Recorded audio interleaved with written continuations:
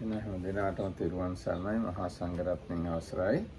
අපි දීඝනිකායේ පාසාදික සූත්‍රය තමයි කියවමින් ඉන්නේ. දැන් මේ සූත්‍රයේ අන්තිම හරියදී අපි වැදගත් කාරණා කිව්වා. බුදුරජාණන් වහන්සේගේ ධර්මයේ දේශනා කරනකොට හතර ආකාරයකට දේශනා කරනවා. සමහරු අර්ථයත් වරද්දනවා, වචනත් වරද්දනවා, ව්‍යංජනත් වරද්දනවා. සමහරු අර්ථය හරියට කියනවා, ව්‍යංජන වරද්දනවා. සමහරු ව්‍යංජන හරියට කියනවා, අර්ථය වරද්දනවා.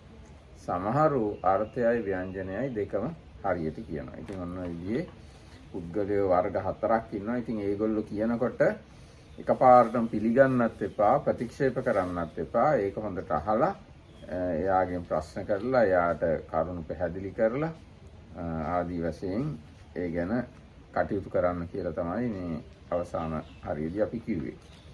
ඊට පස්සේ බුදුරජාණන් දේශනා කරනවා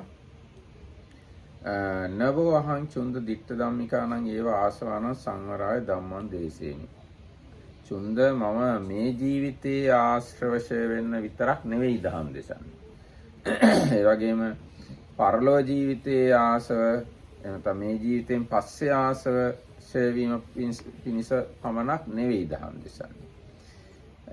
මම මේ ජීවිතයේ ආසවත් පරලොව ආසවත් කියන ආශ්‍රව දෙකම ප්‍රහාණය කිරීම පිණිසයි දහම් දෙසන්නේ. ඒ නිසා චුන්ද මම ඔබලාට යම් සිවුරක් අනුදැන වදාරලා තියෙනවා. එය සීත නැති කර ගැනීම පිණිස, උෂ්ණ නැති කර ගැනීම පිණිස, මදුරුවන්ගෙන් මැස්සන්ගෙන් ආරක්ෂා වීම පිණිස, හුළඟින් ආරක්ෂා හුළඟෙන් රස්නෙන් ආරක්ෂා වීම පිණිස, ලැජ්ජා නැති වෙන තැන් වසා ගැනීම පිණිස තමයි මේ සිවුර අනුදැන වදාරලා තියෙන්නේ. ඒ වගේම පිණ්ඩපාතයක් අනුදැන වදාරලා තියෙනවා නම් එසේම මේ කයෙහි පැවැත්ම පිණිස තමයි, නිදුක් නිරෝගීව ජීවත් වීම පිණිස තමයි පිණ්ඩපාතය අනුදැන වදාරලා තියෙන්නේ. ඒ කියන්නේ බඩගිනි වේදනා නැති කරගන්න, අලුතෙන් අපහසුතා නොඑන්න, පහසු විහරණය පිණිස තමයි පිණ්ඩපාතය. ඒ වගේම සේනාසනයත් ඒ විදිහටම තමයි, සීත උෂ්ණ ආදීන් ආරක්ෂා වීම පිණිස. ඊට පස්සේ භාවනා කරන්න පහසුව පිණිස. ගිලන්පස බෙහෙත් පිළිකර අනුදැන වදාරලා තියෙන්නේ මේ උපන් ලෙඩ රෝග වලින් වැළකීම පිණිස පමණයි කියලා ඔන්නම දේශනාවක් තියෙනවා. So we are continuing our reading of Dīඝanikāya. Now we are reading Sutta 29, Pasadika, or the delight for discourse. It's beginning of the sutta starts with the Nigantanathaputta passing away, and is a kind of reaction on this, what happened when Niganta disappeared, how his kind of order, if we call it that, kind of started falling apart. So out of the different things, the last part we came to yesterday was the Buddha said that monks should come together and chant together, and then as a kind of suggestion or stipulation, 4 ways that can happen when the monks gather together. So the one case was somebody that might say that he's giving or talking about the Dhamma by the Buddha, but he's not grasped the meaning and is not using the correct expressions. So second case is where the meaning is correct but expression wrong, or the other way around where the expressions are correct but the meaning is wrong, and the fourth one is where both the meaning and the expressions used are correct. So for the first 3, the Buddha says you should thoroughly kind of investigate it, what the person means, without kind of criticizing him or being excited about that, and then kind of calmly correct him. But if the person is correct on both counts, then you should praise him. So that's where we finished yesterday. So this is the next part. Chunda, I do not teach you a Dhamma for restraining corruptions, that is the asavas, that arise in the present life alone. I do not teach a Dhamma merely for their destruction in future lives, but one for their restraining in this life as well as for their destruction in the future lives. Accordingly, Chunda, let the rope I have allowed you be simply for warding of the cold or warding of the heat and warding of the touch of gadfly, mosquito, wind, sun and creeping things, just so as to protect your modesty. Let the arms foot I have allowed you be just enough for the support and sustenance for the body, for keeping the unimpaired and furtherance of the holy life, with the thought, thus I shall eliminate the former feeling without giving rise to a new one. In that way I shall live without fault and in comfort. Let the lodgings I have allowed you be simply for warding of the cold and sun and so on, and for the seclusion, for allaying the perils of seasons and enjoyment of the seclusion. And let the provision of medicines and necessities for the treatment of sickness that I have allowed you be just for warding of feelings of sickness that have arisen and for the maintenance of health. So these are what is chanted every day. The reflections on the requisites are given here. ඊට පස්සේ ඔන්න බුදුරජාණන්සේ දැන් ඒකේ තියෙන වැදගත් කාරණාවක් තමයි බුදුරජාණන්සේ දහම් දෙසන්නේ මේ ජීවිතයේ ආශ්‍රවශය කරගන්න විතරක් නෙවෙයි. ඒ වගේම මේ ජීවිතය ගැන නොතකා පරලෝක ජීවිතය ආශ්‍රවශය කරගන්න විතරකුත් නෙමෙයි. ඒ වෙනකොට මේ ජීවිතේත් ආශ්‍රවශය කරගෙන පරලෝක ජීවිතේත් ආශ්‍රවශය කරගන්නයි දහම් දෙසන්නේ කියලා මේ වාක්‍යය තියෙන වැදගත් වාක්‍යයක් ඒක. ඒ මොකද මම එහෙම කියන්නේ දැන් සමහරව ඉන්නවා පරලෝක ගැන කල්පනා කරන්නේ නැතුව මේ ජීවිතේම හොඳින් සැපසේ ඉන්නවා කියන අදහසකින්. තව සමහරව ඉන්නවා මේ ජීවිතය ගැන කල්පනා කරන්නේ නැතුව පරලෝක සඳහාම පින් කරමින් මේ ජීවිතේ බොහොම දුක් දුම්නස් අපහසුතා මැද්දේ ඉන්නවා.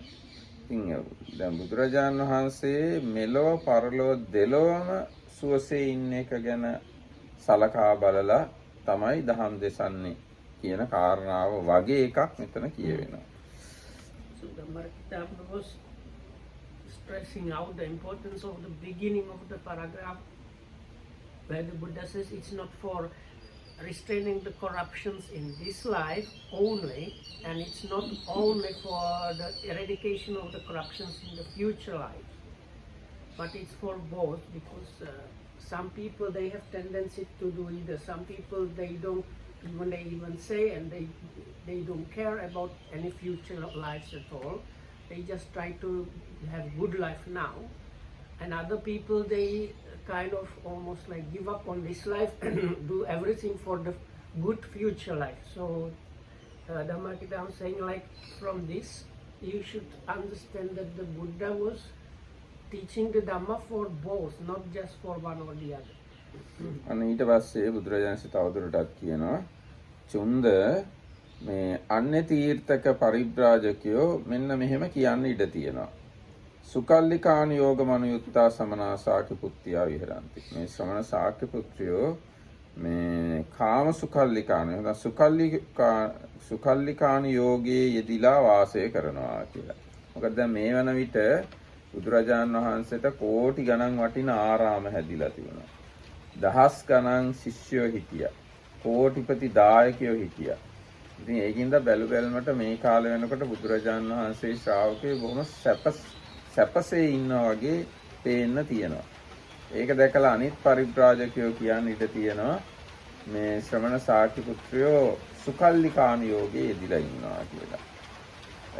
හැබැයි චුන්ද ඒගොල්ලන්ගෙන් එතකොට මෙහෙම අහන්නලු. ඇවැත්නි ඒ කවර සුකල්ලිකාන යෝගයක්ද? නැත්නම් කවර සුවසෙවීමේ ඇලීමක්ද? සුවසෙවීමේ ඇලීම් බොහෝය. නොඑක් වැදෑරුම්ය. නොඑක් ආකාරයි කියලා ඒගොල්ලන්ට කියන්න ඕනෙලු. ඒගොල්ලෝ එහෙම චෝදනා කළොත් එහෙම ඕගොල්ලෝ බොහොම සැපෙන් ඉන්නවා කියලා මොන මොන සුකල්ලිකාන යෝගය ගැනද ඔය කතා කරන්න කියලා අහන්න ඕනේ. ඊට පස්සේ ඔන්න බුදුරජාණන්සේ පැහැදිලි කරනවා. චුන්ද හීන වූ ග්‍රාම්‍ය වූ පෘථග්ජනයන් අයත් වූ අනාර්ය වූ අහිත පිනිස පවතින සුකල්ලිකාන යෝගයක් තියෙනවා. සැප හැවීමක් තියෙනවා. එය සසර කලකිරෙන්න හේතු වෙන්නේ නැහැ. නොඇලීම පිණිස කෙලෙස් නසන්න, කෙලෙස් සංසිඳවන්න, විශිෂ්ට ඥානය පිණිස, සම්බෝධිය පිණිස, නිවන පිණිස හේතු වෙන්නේ නැහැ. මොනවද? ඒවා මෙහි එක්තරා අනුවණෙක් ප්‍රාණඝාත කරලා තමන්ව සැපවත් කරනවා. තමන්ව පිනවනවා. ඒක තමයි පළවෙනි කාමසුකල්ලිකාන යෝගය. තව එක්කෙනෙක්, තව මෝඩෙක් කෙනෙක් හොරකම් කරලා තමන්ව සැපවත් කරනවා. තමන්ව පිනවනවා. ඒක තමයි දෙවෙනි එක. තවත් එක්කෙනෙක් බොරු කියලා තමන්ව සුවපත් කරනවා, තමන්ව පිනවනවා. බොරුවෙන් ලෝකයා රවට්ටලා සැපසේ ඉන්නවා. ඒක තමයි තුන්වෙනි කාමසුකල්ලිකාන යෝගය. තව එක්කෙනෙක් පස්කම් ගුණයෙන් සමර්පිතව ඉඳුරන් හසුරවනවා. එයා තමන්ට තියෙන සැප සම්පත් වල ඇලිලා ගැලිලා ඉන්නවා. මෙන්න මේ හතර තමයි සුකල්ලිකාන යෝග හීන ඒවා.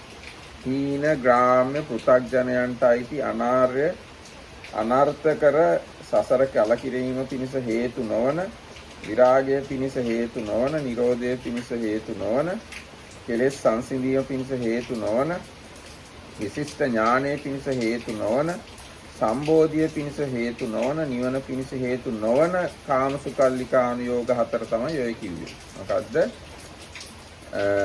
ප්‍රාණඝාත කළා, සල්ලි හම්බ කරලා සැපෙන් ඉන්නවා. එහෙම කියමුකෝ. හොරකම් කරලා සල්ලි හම්බ කරගෙන සැපසේ ඉන්නවා. එහෙම නැත්නම් බොරු කියලා සල්ලි හම්බ කරලා සැපෙන් ඉන්නවා. එහෙම නැත්නම් වෙන යම්කිසි ක්‍රමයකින් පංචකාමයන් ඇහැ කන නාසය දිව ශරීරය පිනවමින් එහි ඇලිලා ගැලිලා ඉන්නවා. අන්නේ හතර තමයි අනාර්ය පෘථග්ජන නිවන පිණිස හේතු නොවන සුකල්ලිකාන යෝග. It may be, Chunda, that wanderers of other sects might say,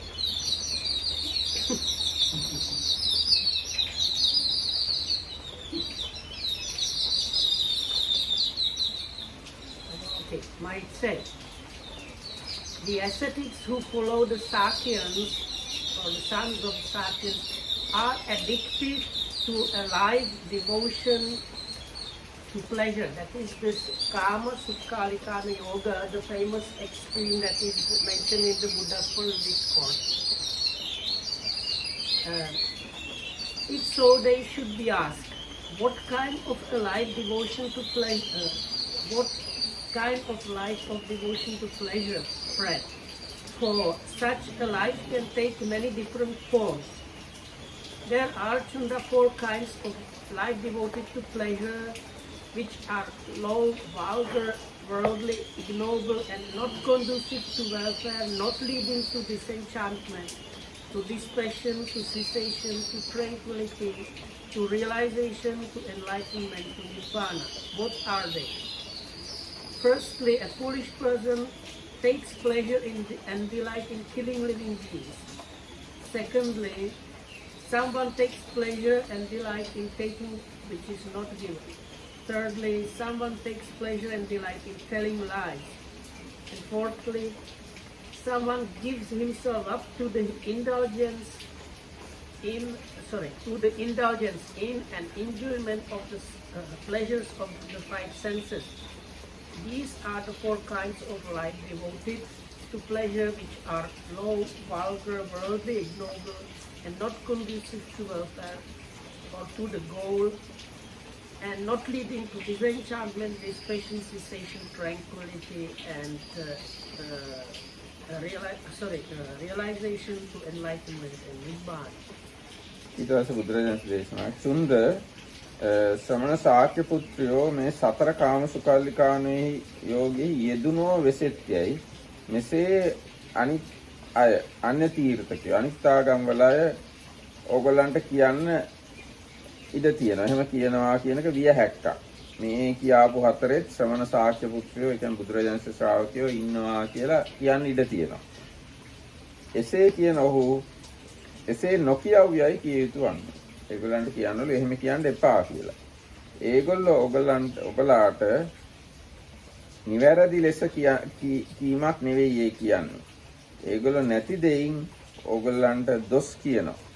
කියන්නේ අන්‍ය තීර්ථකයෝ බුදුරජාණන්සේගේ ශ්‍රාවකයන්ට කිව්වොත් එහෙම ඔය කියාපු කාමසුකල්ලිකාන යෝග 4 ඕගොල්ලෝ ගාව තියනවා කියලා ඒක බොරුවක්. එහෙම කියන්න එපා කියන්න කියලා. ඊට පස්සේ බුදුරජාණන් දේශනා කරනවා චුන්ද මේ කාමසුකල්ලිකාන යෝග්‍යෝ 4 දෙනෙක්. ඒ වචනේ පාවිච්චි කරලා තියෙනවා සුකල්ලිකාන යෝග කියලා. සුකල්ලිකාන යෝග 4 දෙනෙක් තියෙනවා. ඔව් ඒකාන්තයෙන් සසර කලකිරීම පිණිස, විරාගය පිණිස, නිරෝධය පිණිස, කෙලෙස් සංසිඳීම පිණිස, විශිෂ්ට ඥානය පිණිස, සම්බෝධිය පිණිස, නිර්වාණය පිණිස පවතිනවා. දැන් බලන්න මේ බුදුරජාණන් පාවිච්චි කරන වචන චත්තාරෝ මේ චුන්ද සුකල්ලිකාන යෝගා ඒකාන්ත නිබ්බිදාය විරාගාය නිරෝධාය නිබ්බානාය සංවත්තං. දැන් සාමාන්‍ය අපි කියන්නේ නැහනේ සුකල්ලිකාන යෝග නිවන පිණිස හේතු වෙනවා කියලා. නමුත් මෙතෙන්දී බුදුරජාණන් දේශනා කරන නිවන පිණිස හේතු වෙන සුකල්ලිකාන යෝගයක් තියෙනවා. යෝග 4ක් තියෙනවා. මොනවද ඒ? චුන්දේනි මෙහි මහණෙක් එහෙනම් භික්ෂුන් වහන්සේ කෙනෙක් කාමයන්ගෙන් වෙන්ව අකුසල ධර්මයන්ගෙන් වෙන්ව විතර්ක සහිත විචාර සහිත විවේකයෙන් උපන් ප්‍රීතිය හා සැපය ඇති ප්‍රථම ධානයට පැමිණ වාසය කරනවා. ඒක සුකල්ලිකාන යෝගයක්. හැබැයි ඒක නිවන පිණිස තමයි හේතු වෙන්නේ. ඊට පස්සේ විතර්ක විචාර සංසිඳීමෙන් තමා තුළ පැහැදීම ඇති සිත එකඟ බව ඇති විතක්ක විචාර රහිත සමාධියෙන් උපන් ප්‍රීතිය හා සැප ඇති දෙවෙනි ධානයට පැමිණ වාසය කරනවා. ඒ දෙවෙනි සුකල්ලිකාන යෝගය. ඒ වගේම තුන්වෙනි ධානයට, හතරවෙනි ධානයට පැමිණ වාසය කරනවා. ඒ තමයි සුකල්ලිකාන යෝග 4. නමුත් නිවන පිණිස හේතු වෙනවා.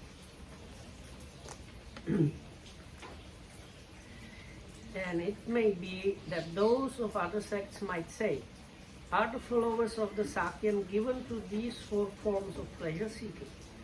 They should be told no, for they would not be speaking correctly about you, they would be slandering you with false and untrue statements. There are Chunda 4 kinds of life devoted to pleasure, which are entirely conducive to disenchantment, dispassion, cessation, tranquility, realization, to enlightenment and nibbana. What are they?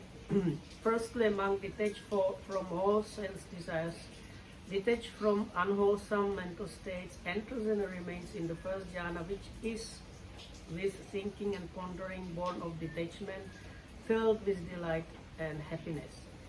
And with the subsiding of thinking and pondering, by gaining in tranquility and oneness of mind, he enters and remains in the second jhana, which is without thinking and pondering, born of concentration, filled with delight and happiness.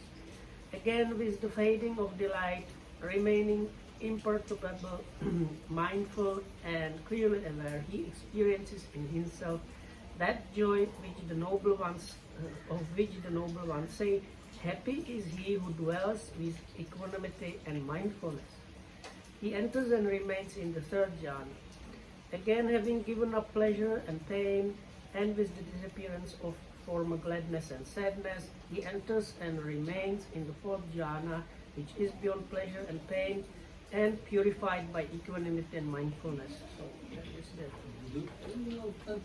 Is there any other place in the canon where Sukhalikanu Yoga is used even for jhanas? Because it basically means indulgence in sensual pleasures, but jhanas are not sensual pleasures. Now, if you look at this word Sukhallikan Yoga, it is, the word Kama is not there. It's not there. No, this So is it's Sukhallikan Yoga. Huh? Pleasant abiding. Oh, Sukhallikan Yoga means pleasant abiding. Or just enjoy happiness. Oh, we can say that Simplify. enjoy happiness, but this particular happiness is wholesome. Are you aware of any other place in the suttas where it's used in that? No, I can't There is a remember. little bit similar in, I think, Arya Pariyasana Sutta, where the Buddha, after, or the Bodhisattva, after giving up the self-mortification, he thinks, oh, there is that pleasure that I need not to be afraid.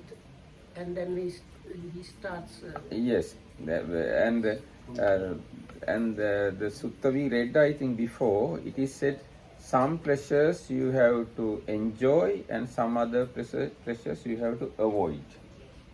I think we read something like here. So pleasures relating to renunciation we can enjoy. Pleasures relating to non-renunciation we should not enjoy. I will try to do quick search today evening, and Actually, I will do quick search about Sukhalikana Yoga and tell you tomorrow. In Diganika itself, such kind of statement was here. එතකොට ඔන්න බුදුරජාණන් දේශනා කරනවා චුන්දේනි සමන ශාක්‍ය පුත්‍රයෝ මේ සතර සුකල්ලිකාන යෝගයේ යෙදිලා ඉන්නවා කියලා අන්‍ය තීර්ථකයෝ මේ කියන්න ඉඩ තියෙනවා. There is one thing in Dhammacakkappavattana Sutta, it's called Kamesu කාමේසු කාම සුකල්ලිකාන යෝගය. But here it's wisdom. These are the first part of the Kama.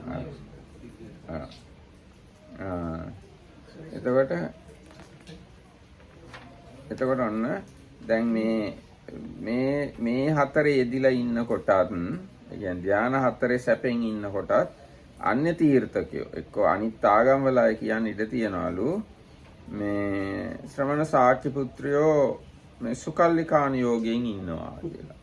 ඒතර ඔව් කියලා කියන්න ඕනෙලු. ඊට පස්සේ ඒගොල්ලෝ ඇත්තක් තමයි කියන්නේ. නැති දෙයක් නෙවෙයි කියන්නේ. ඒගොල්ලෝ ඔයගොල්ලන්ට දොස් කියන්නේ නැහැ කියලා කියනවා බුදුරජාණන් වහන්සේ. ඊට පස්සේ දේශනා කරනවා එවත් චුන්දේනි මේ සතර සුකල්ලිකාන යෝගයේ යෙදී වසන්නවුන් විසින් ඵල කීයක් අනුසස් කීයක් කැමති යුතුදැයි අන්තොටු පිරිවැජියෝ මෙසේ පුලුස්නාහ යන මේ කාරණය ඌ කලී ඇත. මොකද ඒකෙන් ඨානකපන අඤ්ඤ සිත්‍ය ඒවං වදෙය්‍යෝ ඉමේ පන අවසෝ චත්තාරෝ සුකල්ලිකාන යෝගී අනුත්තං විහෙරතං කතිපලානි කතානි සංසා පාටිකංකාති.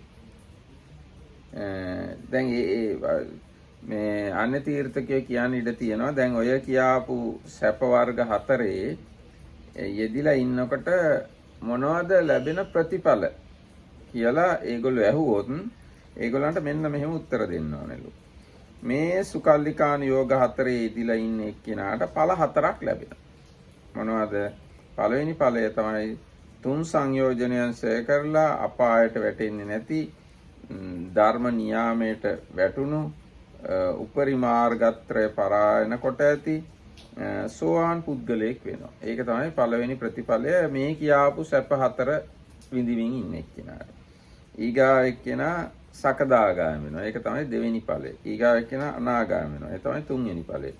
ඊගා එක්කෙනා අරිහත් වෙනවා. මෙන්න මේ ඵල හතර මේ කියාපු සුකල්ලිකාන යෝගයේ දිලා ඉන්න එක්කෙනාට ලැබෙනවා. එහෙම නැත්නම් එයා ඒ හතර කැමති විය යුතුයි කියලා කියන්න කියලා කියනවා.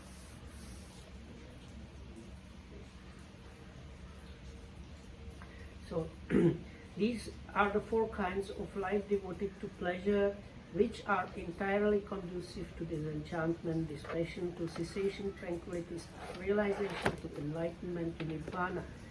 So if wanderers from other sects should say that the followers of the Sakyan are addicted to these four forms of pleasure seeking, they should be told, yes, it is like that, for they would be speaking correctly about you, they would not be slandering you with false or untrue statements.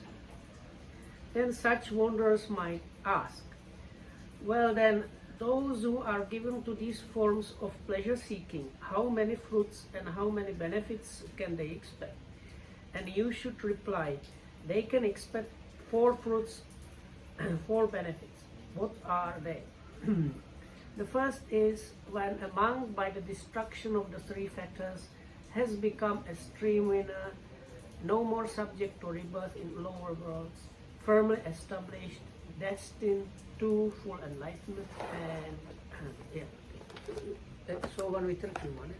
නෑ මම ඔක්කොම ටික කිව්වා. The second is when a monk, by the complete destruction of the three fetters and the reduction of greed, hatred, and delusion, has become a once returner, and having returned once more to this world, will put an end to suffering. The third is when a monk, by the complete destruction of the five lower fetters, has been spontaneously reborn, and is and there will reach Nibbana without returning from that world.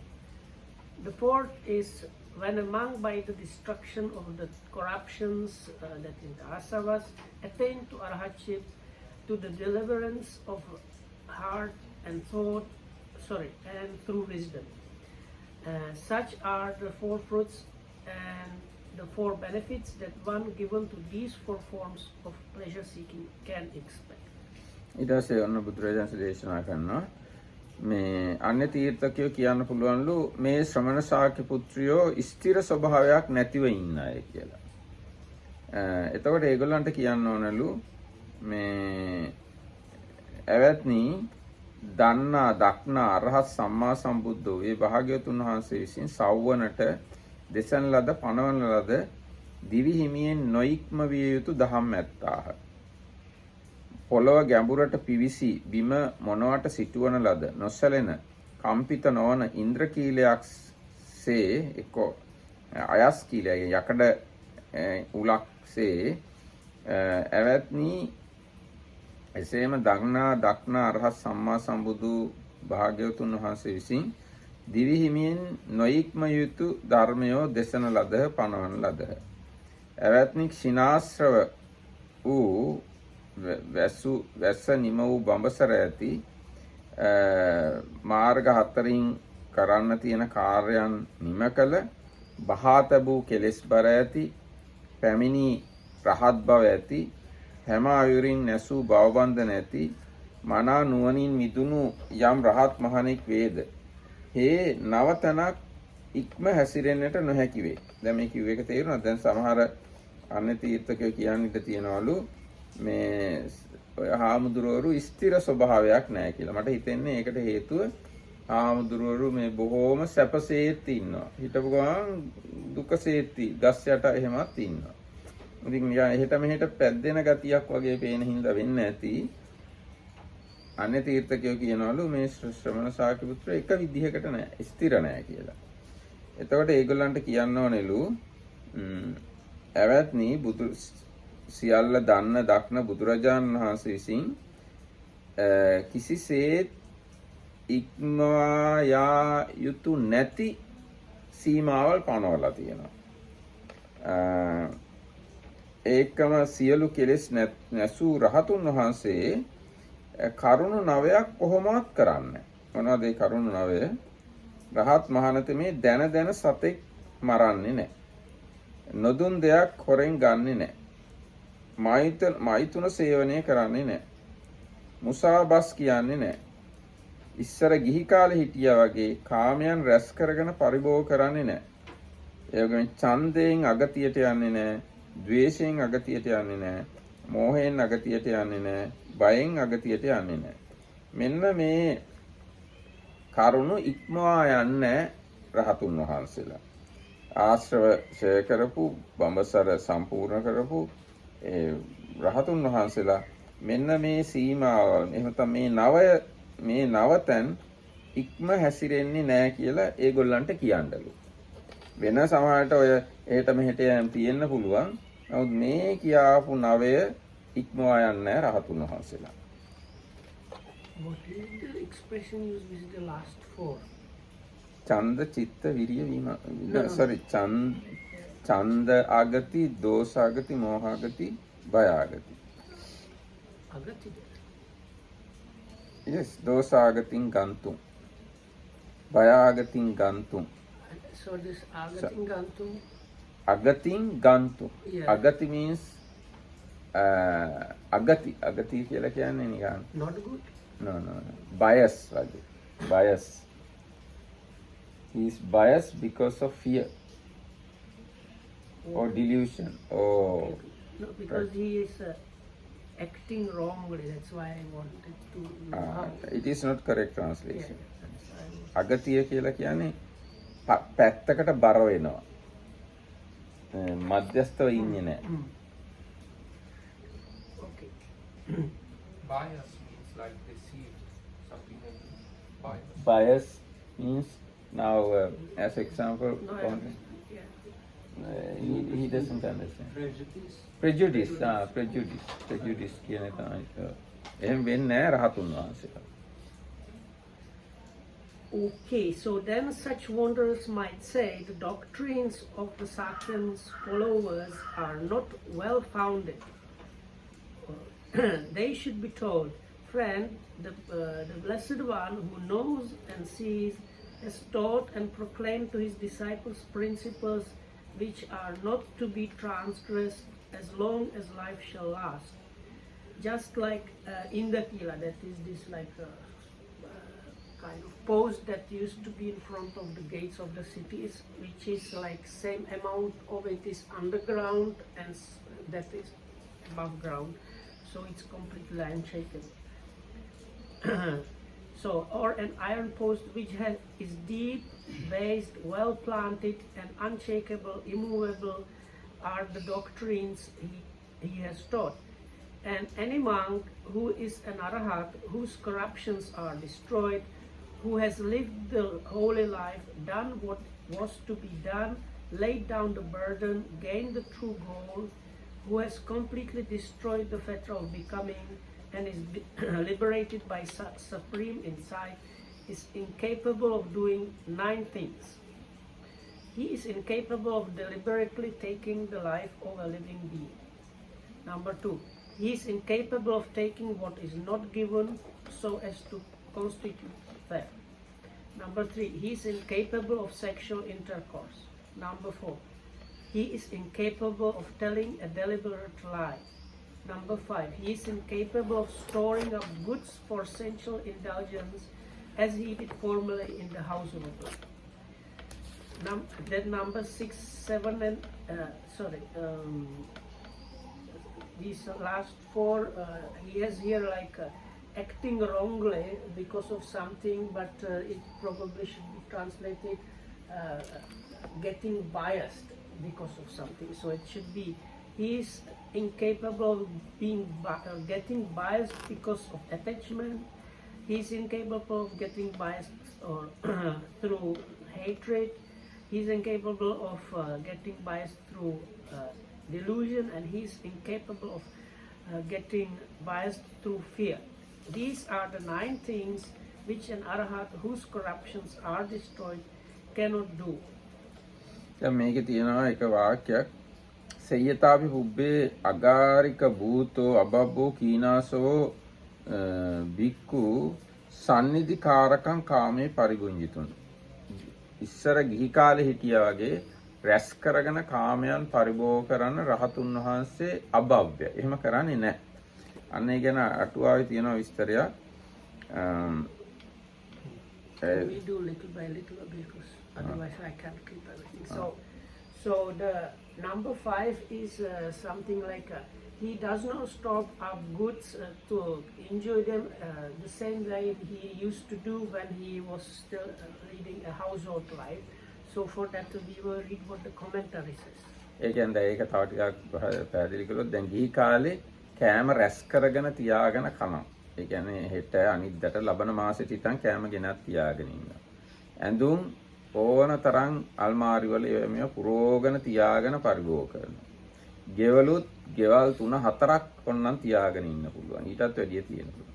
බෙහෙත් හේතුත් ගොඩාක් තියාගෙන ඉන්න අනාගතේ තව ඕන තරම් ලෙඩ වුණාම පාවිච්චි කරන්න කියලා. රහතුන් වහන්සේලා අන්නේ ගිහි අය වගේ රැස් කරගෙන ඒවා පාවිච්චි කරන්නේ නැහැ කියන එකයි මේකේ අර්ථය.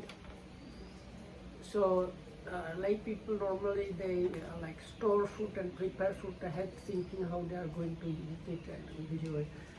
They have like wardrobes full of different clothes that they think of using again in the future.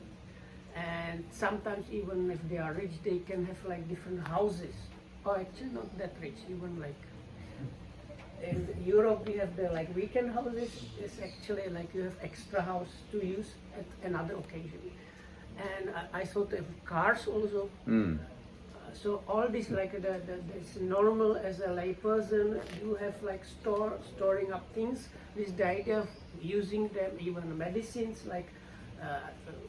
I will keep this medicine in the box because I may be using it later. So this kind of thing is not there in another. දැන් මේ රජවරු වගේ අය බැලුවම ඕවා ගොඩාක් තියෙනවා. රජුරවන්ට මාලිගා එක එක ප්‍රදේශවල ගොඩක් තියෙන්න පුළුවන්. ඉතින් එන්නේ එහෙම කරන්නේ නැහැ රාතුන් වහන්සේලා. දැන් ඒ ගැන තියෙනවා අගාර මජ්ජේ වසන්තායි සෝතාපන්නය පන්නාදයෝච යාව ජීවන් ගිහි ව්‍යංජනේන තිට්ඨන්ති. දැන් ගිහිගෙයි ඉන්න සෝවාන් ආදී අය දිවි හිමියෙන්ම ගිහියෙක් වශයෙන් ජීවත් වෙනවා. ඒ කියන්නේ ඔන්න රැස් කරගෙන එහෙමත් ඉන්න පුළුවන්. So if a stream enterer is living a householder life, he or she might behave completely kind of in a normal household life way, even though the person is actually a stream enterer.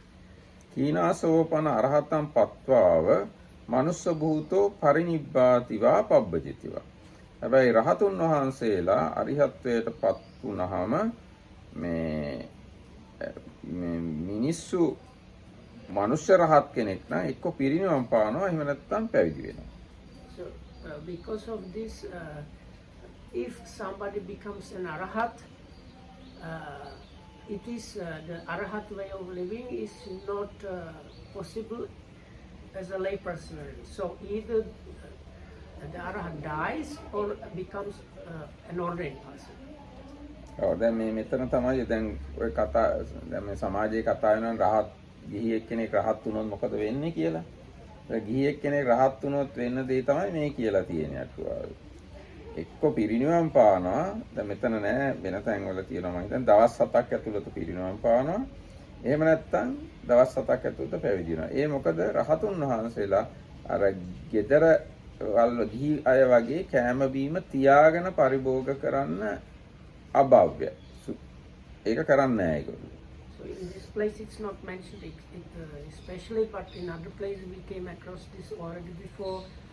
The usual explanation is within 7 days the person that is still a lay person and became an arahat either dies or ordains. Because I can't remember the English word. Like the lay life and arahat life, they are not compatible. චාතුම් මහරජිකාදීසු කාමාවචර දේවේසු මුහුත්තම්පි නතිත්තති. හැබැයි කාමාවචර දෙවිවරු චාතුම් මහරජිකාදී දෙවිවරු රහත් වුණොත් මොහොතක්වත් දිව්‍ය ලෝකෙ ඉන්න හැලු. Then it says if you are in the heaven of the four kings and become an arahat, you don't stay at that level even for one more moment. කස්මා Then what happens with Yeah, we will get. කස්මා විවේකට්ඨානස අභාව. මොකද හේතුව විවේක බවක් එහි නැති හින්දා. Because it's like heavenly realm, which is there is no real peace or something like that there. So it's not. ඒකින්ද ඒ කාමාවචර දිව්‍ය ලෝකවල රහත් වුණොත් වහාම පිරිනවම් පානවා. So they getting like complete parinibbana. So like physical. හැබැයි බුම්ම දේවේ පනටිතෝ අරහත්තම් පත්වාපි තිට්ඨති. So it seems the earthbound devas can stay. විශේෂයෙන් මේ බුම්ම දේවා කියලා මෙතන කියන්නේ රුක්ෂ දේවතාවෝ වගේ. ඒ රුක්ෂ දේවතාවෝ වගේ අයට කාමයන්ගෙන් වෙන් වෙලා විවේකීව ඉන්න පහසුව තියනවලු. ඒ හින්දා ඒ දෙවිවරු රහත් වුණත් ජීවිතාන්තය දක්වා ඉන්නවලු. So this earthbound gods or divine beings, especially here means the ones attached to the different trees. So at that level, it seems they have enough seclusion or peace to stay even as arahats. ඒකයි දැන් ඒගොල්ලෝ චාතු මහරජික දෙවිවරු තමයි වෘක්ෂ දේවතාවරු. හැබැයි ඒ වෘක්ෂ දේවතාවරු වගේ අය රහත් වුණත් ඉන්න පුළුවන් පිරිනිවන් පානකම. ඉතින් අන්නේ අවස්ථාව ගැන සලකලා රහතෙක් මැරීමේ අකුසලය කරගැනීමේ ඉඩක් දැන් උනත් තියෙන ඉඩ තියෙනවා. ඒ කියන්නේ මේ දැන් රහත් වෙච්ච දෙවිවරු ඉන්න පුළුවන් ගස්වල. රහතෙක් මැරීමේ ආනන්තරේ කර්මය කරගැනීම ඉඩක් තියෙනවා තවදුරටත්. Are you mean cutting down the trees? Cutting down the trees, not just cutting down the tree. If you can find, then බුදුරජාණන් වහන්සේ ගස් කපන්න එපා කියලා ශික්ෂාපදයක් පැනෙවි. දෙවියෙක්ගේ ළමෙක්ව කැපුණා. හාමුදුරු කෙනෙක් කියති. ඉතින් ඒ වගේ ගහක් කපන්න ගිහිල්ලා රහතෙක් වුණත් කැපෙන්න ඉඩ තියෙනවා තමයි. මට හරියට කියන්න බෑ. ඒකින්ද තමයි හාමුදුරුන්ට ගස් කපන්න එපා කියලා ශික්ෂාපදයක් පැනෙවි. ඒක ඕනකට වැඩි ඒක ඕනකට වැඩි කතාවක්. So anyway, so because there might be some three devas that are arahats, then it's kind of better to avoid dealing with cutting down trees. That was something like that was the story. නෑ ඉතින් අපිට දැන් උපසම්පදා හඳුනන ශික්ෂාපදයක් පනවලා තියෙනවා. So we have a rule for higher order monks that we cannot damage the plant life. ඊට පස්සේ අන්න ඊගාට කියනවා බුදුරජාණන් වහන්සේ චුන්දේනි මේ මහාන ගොයුම් එනතම් බවත් ගෞතමයන් වහන්සේට අතීත කාලය ගැන බලද්දී සීමාවක් නැතුව ඥානය තිබ්බත් අනාගත කාලයේ අරබයා සීමාවක් නැති ඥානයක් නැහැ කියලා අන්‍ය තීර්ථකයෝ කියන්න ඉඩ තියෙනවා. එතකොට තව ටිකක් කියමු. එතකොට ඒගොල්ලන්ට කියන්න ඕනෙලු අව්‍යක්ත අන්ධ බාලයන්සේ අනෙකක් අරබයා පැවති ඥාන දර්ශනයකින් අනෙකක් අරබයා පවත්නා ඥාන දර්ශනයක් පැනවිය යුතු කොට හඟිත්. එතකොට තේච අඤ්ඤ සිත්‍යා පරිබ්බාජිකා අඤ්ඤ විහිත කියන ඥාන දර්ශනේන අඤ්ඤ විහිතකං ඥාන දර්ශනං පඤ්ඤාපේතබ්බං මඤ්ඤන්ති. ඒ කියන්නේ දැන් බුදුරජාණන් වහන්සේට අතීතය ගැන දැනුම තිබ්බට අනාගතය ගැන දැනුම නැහැ කියලා කියන ඒ අය වෙන දෙයකින් වෙන දෙයක් පනවනවා වගේ. තුන්වෙනි තථාගතයන්ට ඉකුත් කල අරබය. ඉකුත් කල කියන්නේ අතීතය. අතීතයේ අරබය අතීත ආත්ම සිහි කරන නුවණ තියෙනවා. උන්වහන්සේ යම් පමණ කැමති වේද එපමණ අතීතය සිහි කරනවා. අනාගතයේ අරබයා තථාගතයන් වහන්සේට මේ ඉපැත්මේ කෙලවරයි. දැන් මේන් මත්තේ භවයක් නැතයි බෝධි ඥානෙ උපදී. තුන්වෙනි ඉකුත් කල පිළිබඳව යමක් අභූතද අතත්‍යද අනර්ථ සංහිතද එය තථාගතනෙතම නොපවසයි. දැන් බුදුරජාණන්සේ අතීතයේ පිළිබඳ කෙලවරක් නැතුව ඥානෙ තිබ්බට ඒක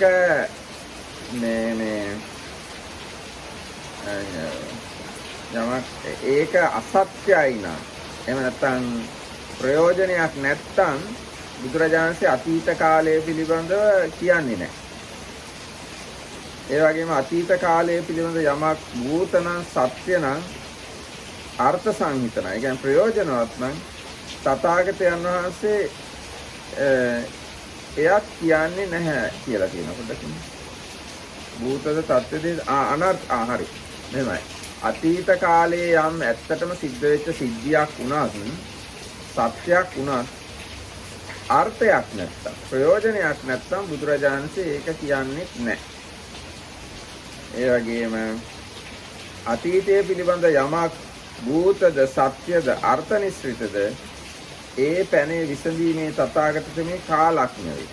අතීතය ගැන ඇත්ත දේ වුණත් ප්‍රයෝජනවත් දේ වුණත් සුදුසු කාලයේ තමයි බුදුරජාණන්සේ දේශනා කරන්නේ.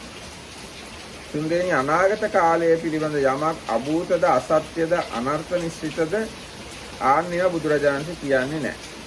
ඒක අනාගත කාලය පිළිබඳ යමක් භූතද සත්‍යද ඒ වගේම අර්ථවත්ද ඒක බුදුරජාණන් සුදුසු කාලෙදි කියනවා. එවෙන් වර්තමාන කාලයේ පිළිබඳ යමක් අභූතද අසත්‍යද අර්ථවත් නැහැ අර්ථ ප්‍රයෝජනයක් නැද්ද බුදුරජාණන් ඒවා කියන්නේ නැහැ. ඒ වගේම වර්තමාන කාලයේ වර්තමානයේ පිළිබඳ යමක් භූතද සත්‍යද හැබැයි ප්‍රයෝජනයක් නැද්ද ඒවා බුදුරජාණන් කියන්නේත් නැහැ. ඒ වගේම වර්තමාන කාලයේ පිළිබඳ යමක් භූතද සත්‍යද අර්ථවත්ද ඒ කියන්නේ ප්‍රයෝජනවත්ද ඒ ප්‍රශ්නය බුදුරජාණන් වහන්සේ සුදුසු අවස්ථාවේ විසඳනවා උත්තර දෙනවා. ඔන්න මේ බුදුරජාණන් කතා කරන විදිහ තමයි මේකෙන් තේරුම් ගන්න පුළුවන්.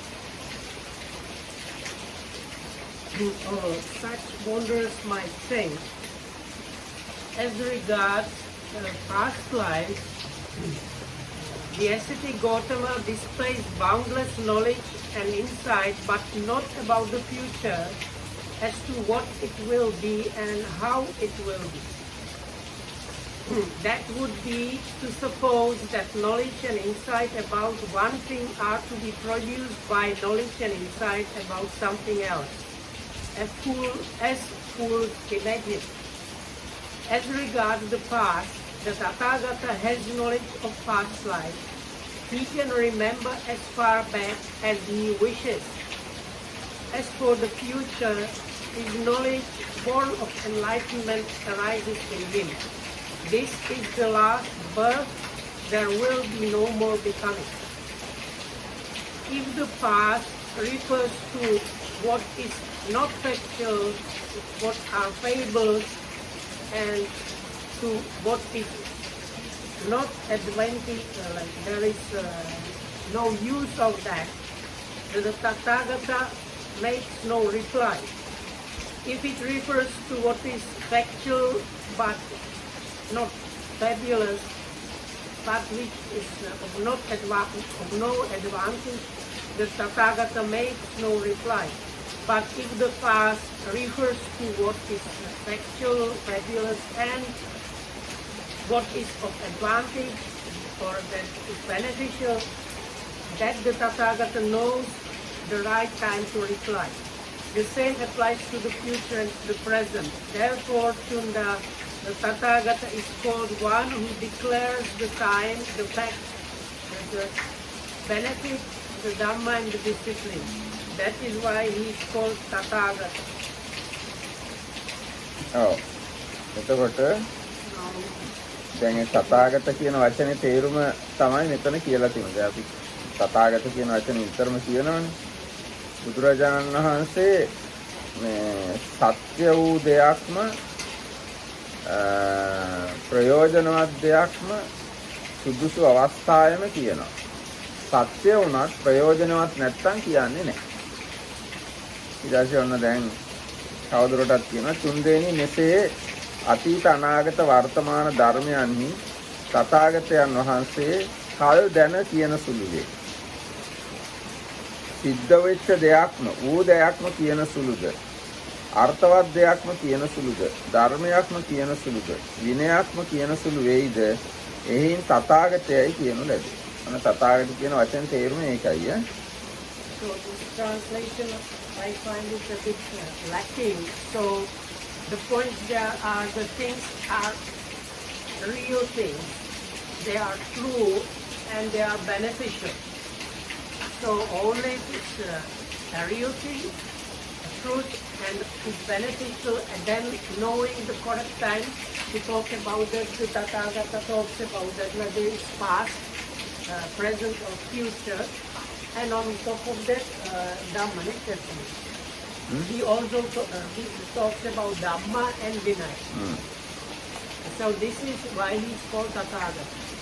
තුන්දෙනි දෙවියන් සහිත මරුන් සහිත බමුණු සහිත ලෝවැස්සන් විසින් දේව මිනිසුන් සහිත මහාන බමුණන් සහිත සත්ව ප්‍රජා විසින් යමක් දැක්ක යුතුද ඇසිය යුතුද යමක් ආග්‍රහණයක් ආස්වාදනයක් ස්පර්ශයක් කළ යුතුද ඒ කියන්නේ අනාගතය ගැන කිව්වා යමක් එහෙම කළ යුතුද ඒ කියන්නේ දන්නා ලදද ලබන ලදද පරේෂණය කරන ලදද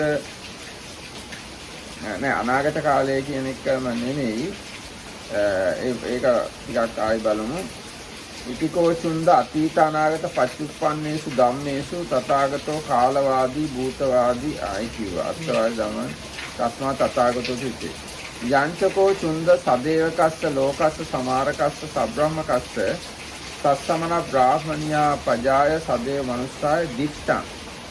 මේ දෙවියන් මරුන් බමුණු සහිත දෙවි මිනිසුන් සහිත සත්ව ප්‍රජාව විසින් යමක් දක්නා ලදද අසන ලදද විඳින ලදද දැනගන්නා ලදද ප්‍රාර්ථනා කරන ලදද සොයන ලදද හිත හසුරවන ලදද සබ්බන් තථාගතේන අභිසම්බුද්ධං. ඒ සියල්ල තථාගතයන් වහන්සේ විසින් අවබෝධ කළා. යන්නේ ඒකයි සර්වඥයි කියන්නේ. තස්මා තථාගතෝති උච්ච. ඒ නිසා තමයි තථාගත කියන්නේ. යංච සුන්ද රත්තින් තථාගතෝ අනුත්තරං සම්මා සම්බෝධින් අභිසම්බුද්ධති. සුන්ද යම් රාත්‍රියක තථාගතයන් වහන්සේ අභිසම්බෝධියට පත් වුණාද? ඒ කියන්නේ බුදු වුණාද? යංච රත්තින් අනුපාදිශේෂාය නිබ්බාන ධාතුවා පරිනිබ්බායති. යම් දවසක පිරිනිවන් පානවාද? යං ඒතමස්මින් අන්තරේ භාසති. මේ කාලය තුල යමක් කතා කරනවාද? ලපති නිද්දිසති. ඒ කියන්නේ කියනවාද නිර්දේශ කරනවාද? සබ්බන්තං තතේව හෝති. ඒ සියල්ල එයාකාරයෙන්ම වේ. නො අඤ්ඤතා. වෙනස් විදියක් වෙන්නේ නැහැ. තස්මා තථාගතෝති උච්චති. ඒ නිසා තමයි තථාගත කියලා කියන්නේ. යථාවාදී චුන්ද තථාගතෝ තථාකාරී. චුන්ද තථාගතයන් වහන්සේ යමක් කියනවා නම් ඒක කරනවා. යථාකාරී තථාවාදී. යමක් කරනවා නම් ඒක කියනවා. යථාවාදී තථාකාරී තථාවාදී තස්මා තථාගතෝති උච්චති. කියන දේ කරන නිසා කරන දේ කියන නිසා තථාගත කියලා කියනවා. සදේවකේ ලෝකේ චුන්ද සමාරකේ සබ්‍රහ්මකේ සස්සමන බ්‍රාහ්මණියා පජාය සදේව මනුස්සාය තථාගතෝ අභිභූ. මේ දෙවියන් මරුන් බඹුන් සහිත ලෝකේ තථාගතයන් වහන්සේ සියල්ල අභිභවා සිටිනවා. අනභිභූතු. තථාගතයන් වහන්සේව කිසි කෙනෙක්ට අභිභවනය කරන්න බෑ. අඤ්ඤ දත්තුසෝ වසවත්ති. ඒ වගේම සියල්ල දන්නවා, සියල්ල තමා වශයෙන් පවත්වන. තස්මා තථාගතෝති උච්චති. ඒ නිසා තථාගත කියලා කියනවා. දැන් බලන්න තථාගත කියන වචනයට දීලා තියෙන තේරුම සහ බුදු කෙනෙක් කියන්නේ කවුද කියලා මෙන්න මේ විස්තරයෙන් තේරුම් ගන්න පුළුවන්. Chunda, I don't know, am I too loud or how is it?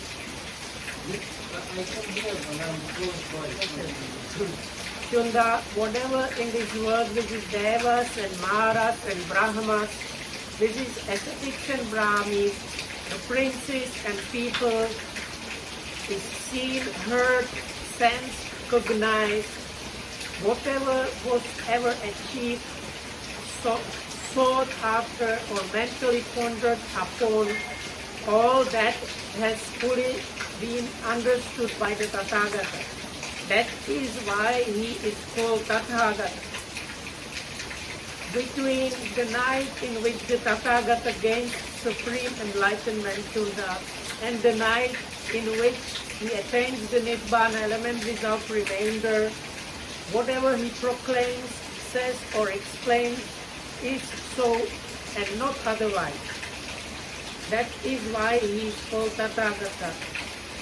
And of this world which is Devas, Brahmas, Maharas and so on, he is the unvanquished conqueror, the seer and the ruler of all. That is why he is called Tathagata. It doesn't Yathakari Tathagata. Yes. So this part did not, one part is not very good translation. The middle one is the famous one. Like what he says, he does. What he does, he says. He just says whatever he proclaims, says or explains is so and not otherwise. But in the Pali is Yathakari, it's like what he says, he does. What he does, he says. And does means not just doing, behind and so on.